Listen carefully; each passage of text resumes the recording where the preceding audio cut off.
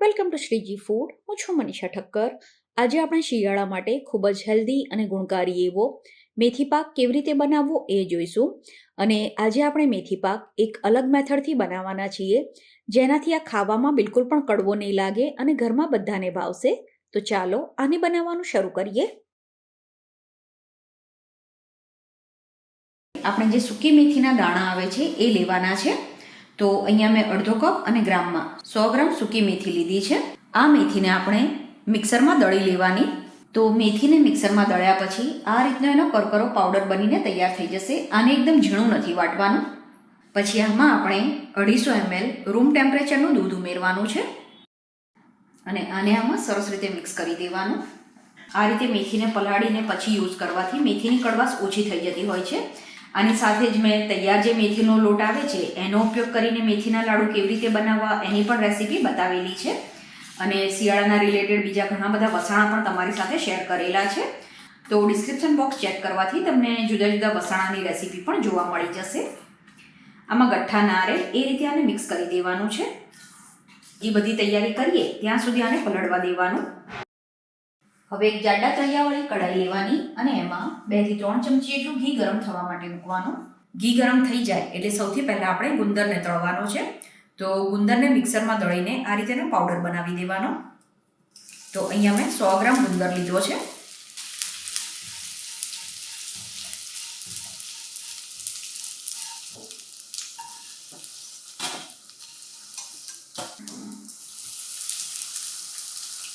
તો આ રીતે મેં 4 વાર થોડો એડ કરીને બધો ગુંદર ફ્રાય કરી લીધો છે. હવે બીજું થોડું ઘી એડ કરવાનું અને એમાં 150 ગ્રામ ઘઉંનો ઝીણો લોટ ઉમેરવાનો. લોટને આપણે ધીમા ગેસ ઉપર સરસ રીતે શેકવાનો છે.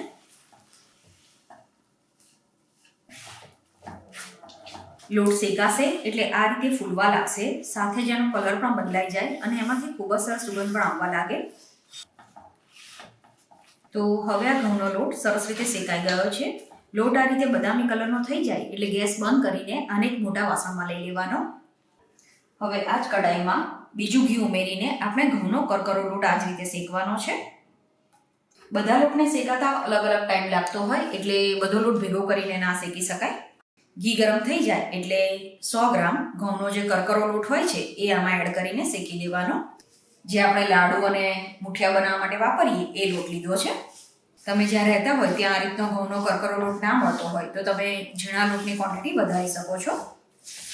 આને પણ સેમ એ જ રીતે ધીમા ગેસ ઉપર શેકવાનો છે. તો હવે લોટ શેકાઈ જવા આવ્યો છે. તમે જોઈ શકો છો હવે આ મિશ્રણ ફૂલવા લાગ્યું છે. સાથે જ આનો કલર પણ બદલાવા લાગ્યો છે. હજુ આપણે આને 1 મિનિટ માટે શેકવાનો, જેથી હજુ આનો થોડો ડાર્ક કલર થશે. લોટમાં કડવાશ આવી જાય એટલું બધું એને નહીં શેકવાનું. તો જેમાં આપણે ઝીણો લોટ શેકીને કાઢ્યો છે એમાં જ આ લોટ એડ કરી દેવાનો. ફરીથી 3 થી 4 ચમચી જેટલું ઘી ગરમ થવા માટે મૂકવાનું. જે મેથી આપણે પલાળીને રાખી હતી એ આ રીતે થીક થઈ જશે. તો એકવાર આને ચમચીથી મિક્સ કરી દેવાની છે. તો હવે આ પલાળેલી મેથીને આમાં સરસ રીતે શેકી લેવાની. તમે મેથીને પલાળીને આ રીતે યુઝ કરશો એટલે આપણે જે મેથી લીધી હોય એના કરતાં પણ એ ફૂલીને ડબલ થઈ જાય. આને પણ આપણે ધીમા ગેસ ઉપર જ શેકવાની છે. અત્યારે તમને આ એકદમ ગઠ્ઠા જેવું લાગશે, પણ જેમ જેમ આ શેકાશે એમાં છૂટી થવા લાગશે. સાથે જ આનો પણ કલર બદલાઈ જશે. તમે જોઈ શકો છો અત્યારે આ મેથી બધી મેં છૂટી કરી દીધી છે. તો બધું ઘી આમાં શોષાઈ ગયું છે. જેમ જેમ આ મેથી શેકાતી જશે એમ આ મિશ્રણ છૂટું થવા લાગશે. સાથે જ આમાંથી ઘી પણ અલગ થવા લાગે છે. તો 12 થી 13 મિનિટ પછી હવે આ રીતનું ટેક્સચર આમાં આવી ગયું છે અને ધીરે ધીરે આમાંથી ઘી પણ અલગ થવા લાગ્યું છે. તમને એવું લાગતું હોય કે મેથી વધારે ડ્રાય છે અને પ્રોપર નથી શેકાતી, તો એ ટાઈમે વચ્ચે તમે 1-2 ચમચી જેટલું ઘી ઉમેરી શકો છો. તો હવે આ મેથી સરસ રીતે શેકાઈ ગઈ છે. આ રીતે આ મિશ્રણ છૂટું થઈ જવું જોઈએ. ફરીથી 2 ચમચી જેટલું ઘી ગરમ થવા માટે મૂક્યું છે. તો આ એક જ કઢાઈમાં તમે વારાફરતી બધી વસ્તુ શેકી શકો છો. તમારે એના માટે અલગ અલગ કઢાઈ લેવાની જરૂર નથી હોતી. ઘી ગરમ થઈ જાય એટલે આમાં કાજુ બદામનો પાવડર ઉમેરવાનો.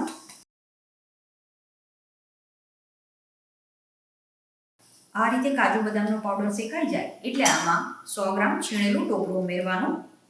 જે સૂકું ટોપરું આવે છે એને જ આપણે છીણીને કે પછી મિક્સરમાં ગ્રાઇન્ડ કરીને આમાં એડ કરવાનું. સાથે જ 100 ગ્રામ જે મખાના આવે એને મિક્સરમાં દળીને એનો પાવડર બનાવી દેવાનો છે.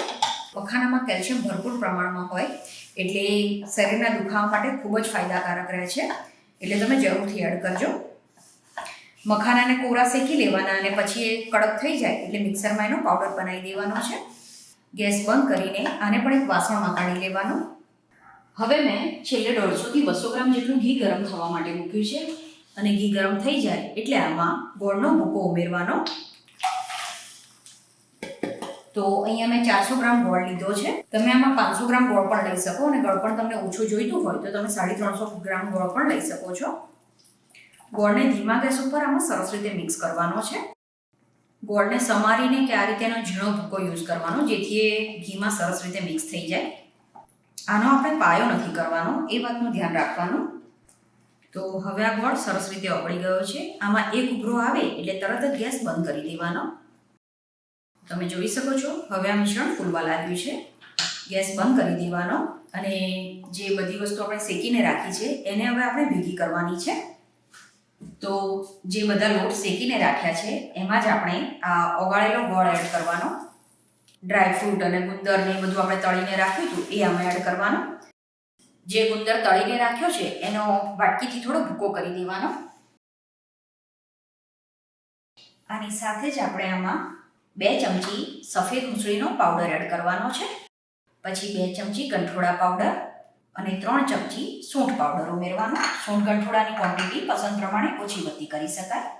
સાથે જ થોડી ખસખસ અને થોડો ઇલાયચી જાયફળનો પાવડર ઉમેરવાનો છે. તો મેં ગુંદરને મિક્સરમાં જ ફરીથી વાટી લીધો છે. સરસ રીતે આ બધી વસ્તુને મિક્સ કરી દેવાની છે. હવે જો તમારે આમાંથી લાડુ બનાવવાના હોય તો આ મિશ્રણ થોડું ઠંડુ થાય પછી તમારે આમાંથી લાડુ બનાવવાના. અને જો લાડુ ના બનાવવાના હોય અને આના પીસ કરવા હોય તો થાળીમાં કે પછી ચોકીમાં ઘી લગાવીને આ મિશ્રણ એમાં લઈ લેવાનું. અત્યારે હું આના પીસ જ બનાવવાની છું તો હું ઘી લગાવેલી ચોકીમાં આ મિશ્રણને લઈ લઉં છું. તમારે આને ચેક કરી લેવાનું. તમને જો આમાં ગળપણ ઓછું લાગતું હોય તો આ સમયે જે ખડી સાકર આવે છે એનો પાવડર પણ તમે આમાં એડ કરી શકો છો.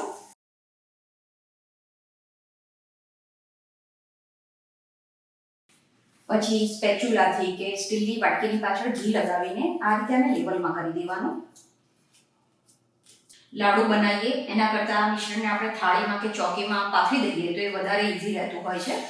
અને જો તમે વધારે ક્વોન્ટિટીમાં મેથી પાક બનાવતા હોય કે ઘરેથી બનાવીને તમે વેચતા હોય તો આ મેથડ તમને ખૂબ જ સારી રહેશે. ઘીની ક્વોન્ટિટી આટલી જ રાખવાની છે, આનાથી વધારે કે ઓછી નહીં કરવાની. અત્યારે તમને આમાં ઘી દેખાય છે પણ આ જેવું સેટ થઈ જશે આ બધું ઘી આમાં સરસ રીતે મિક્સ થઈ જશે. અને જો ઘી તમે પહેલેથી જ ઓછું રાખ્યું હશે તો જ્યારે તમે આના પીસ કરશો ત્યારે છૂટા પડી જાય કે જો તમે લાડુ બનાવ્યા હોય તો એ પણ પ્રોપર બાઇન્ડ ના થાય એવું બને. પછી મેથી પાકને આમ જ રાખવો હોય તો પણ રાખી શકાય.